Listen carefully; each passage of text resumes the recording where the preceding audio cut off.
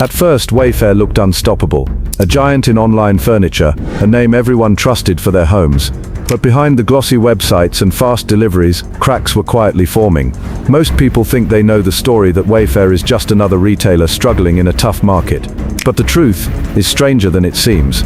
Sales weren't just slowing, customers were leaving, international operations stumbled, and even the company's own employees were feeling the pressure. Yet no one outside the boardroom seemed to notice, until now. So what really caused Wayfair's sudden troubles? Was it bad management, changing markets, or something no one saw coming? Stay cool, because the answers aren't what most people expect, and they could change how we think about online shopping forever. Wayfair started as an idea: make buying furniture online easier, faster, and more convenient than ever before. In the early days, it was just a small e-commerce site, but it grew quickly, fueled by people's love for home decor and the rise of online shopping. By the 2010s, Wayfair became a household name. Customers loved the variety of thousands of products, all from one website. No more hopping from store to store, no more cramped showrooms, and the company's stock soared, making it a darling of investors. During the pandemic, Wayfair seemed untouchable. People were stuck at home, decorating, improving, or furnishing their spaces. Online orders skyrocketed, revenue jumped. It looked like the perfect storm, a company in the right place at the right time. But beneath the surface, challenges were quietly mounting. To keep up with demand, Wayfair expanded aggressively. It invested in logistics, technology, and warehouses. Yet the company's rapid growth came with hidden costs. Margins were thin, operations were complex, and the market was becoming crowded with competitors. Most people assumed that a booming brand like Wayfair could never stumble. But growth alone wasn't enough. And as the cracks slowly appeared, the first signs of trouble were already taking shape. Even the fastest growing companies have weak spots, and Wayfair was no exception. On the surface, orders kept coming in, but the problems were quietly piling up. Customers started noticing delays. Items arrived late, sometimes damaged, or not as advertised. Return processes became complicated. Social media and Reddit began filling with complaints. People questioned whether the convenience was worth the frustration. Meanwhile, Wayfair's dropship model, relying on third-party suppliers, created hidden risks. The company didn't fully control inventory or shipping. That meant delays were unpredictable, and quality varied. Each late delivery chipped away at trust. Competition didn't wait. Other online furniture retailers, big box stores, and even Amazon were offering faster shipping, easier returns, and better deals. Wayfair was still strong, but cracks were visible to anyone paying attention. Internal challenges appeared too. As the company scaled, it invested heavily in technology, logistics, and international operations. The cost of growth was high. Employees began to feel pressure, and efficiency slipped in some areas. Most people assumed Wayfair's brand and pandemic boom could carry it through. But these early cracks were a warning, one that few saw coming, yet would play a major role in shaping the company's sudden downfall. By the time the cracks became visible, Wayfair faced a crossroads. Growth wasn't enough to hide inefficiencies anymore, and the company had to make bold, sometimes painful moves. The first sign of change came with layoffs. In 2025, Wayfair announced it was cutting hundreds of jobs in Europe, including 730 positions in Germany. This wasn't just a cost-cutting measure, it was a signal. The company was retrenching, scaling back operations where growth wasn't sustainable. At the same time, Wayfair restructured its technology teams. About 340 tech jobs were eliminated, as the company invested heavily in automation and cloud infrastructure. The idea was clear: streamline operations, reduce overhead, and make the business more efficient. But these moves also sent a message to investors and employees. Growth was no longer the only priority. Survival and profitability were now central. International expansion, once a strength, became a risk. Exiting Germany highlighted the challenges of scaling globally. Each country has its own rules, taxes, and logistical hurdles. Wayfair had learned that even a successful model at home could fail overseas if the infrastructure and demand didn't match expectations. Financial pressure was mounting too. Investors wanted profits, and Wall Street wasn't forgiving. Every decision, every move was scrutinized. Some analysts warned that Wayfair's margins were razor-thin, and any misstep in operations or shipping could cost the company dearly. But there was more than just numbers at stake. Wayfair's reputation was now fragile. Complaints on social media and forums were growing louder. Shipping delays, damaged goods, and inconsistent customer service were more than minor irritations. They were warning signs of deeper problems. Trust, once taken for granted, was now fragile. At this point, the company faced a crucial question. Could it survive without reinventing itself, Or were these bold moves just delaying the inevitable? Every decision, layoffs, exits, tech restructuring carried risk. Make the wrong call and the public narrative would shift from a strong e-commerce giant to a company in decline.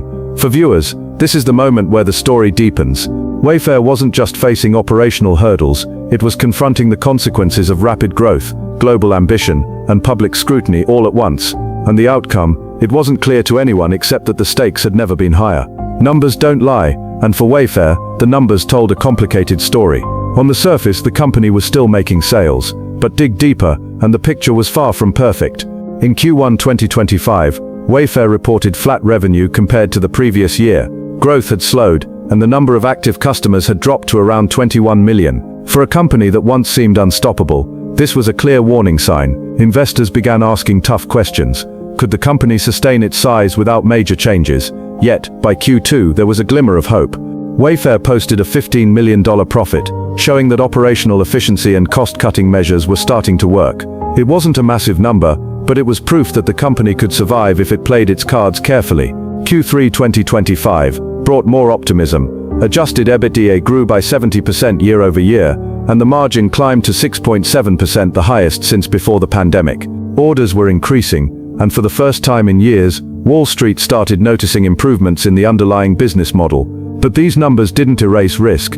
The financial reality was that Wayfair still carried debt, operated on thin margins, and depended heavily on the loyalty of its customers. Even small disruptions in supply chains or spikes in energy and shipping costs could wipe out profits. And then there was the human element. Behind these figures were thousands of employees affected by layoffs and restructuring. Every financial decision rippled across the company, influencing morale, efficiency, and ultimately performance. For the audience, this act is where the story becomes concrete.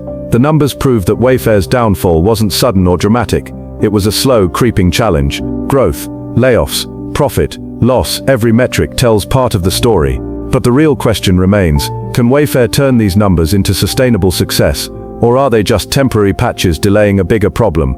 Even with profits returning, Wayfair faced a challenge that numbers alone couldn't fix: trust.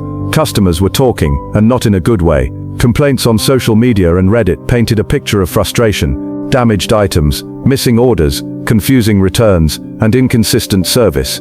People weren't just annoyed, some were questioning whether Wayfair could be relied on for their home purchases. The dropship model added to the problem. Wayfair didn't control all its inventory, so shipping delays and product quality issues were often out of its hands. For a customer, the experience was the same, but the company had less control over the outcome. Each negative review chipped away at its once solid reputation. Vendors and suppliers also felt the pressure.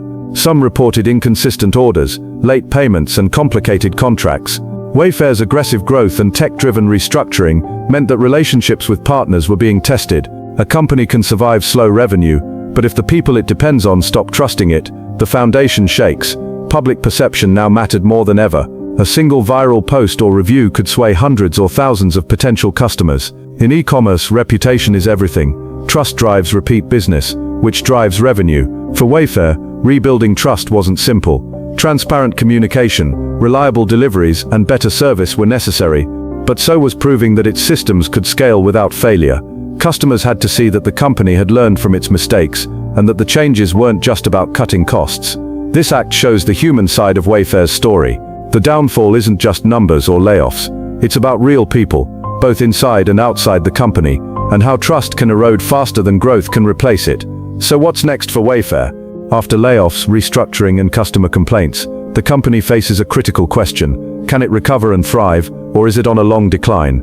Wayfair has some advantages. Its tech investments, automation, and cloud infrastructure give it tools to streamline operations and reduce costs.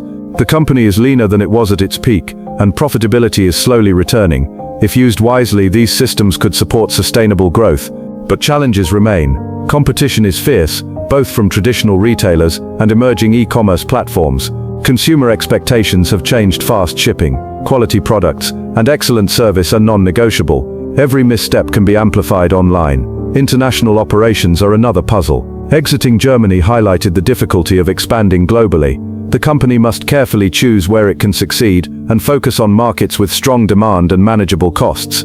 Perhaps the most important factor is trust. Wayfair needs to prove to customers and partners that it is reliable, consistent, and responsive. Profit alone won't secure loyalty. People need to believe in the brand again. Some experts argue that Wayfair isn't truly falling, it's evolving. A leaner, more efficient company could survive and even thrive in a competitive market. Others worry that the cracks are too deep, and without regaining customer and partner confidence, growth may stall. For viewers, this act leaves a thought-provoking question: is Wayfair's downfall real, or is it a transformation that the public simply hasn't understood yet? The answer isn't simple.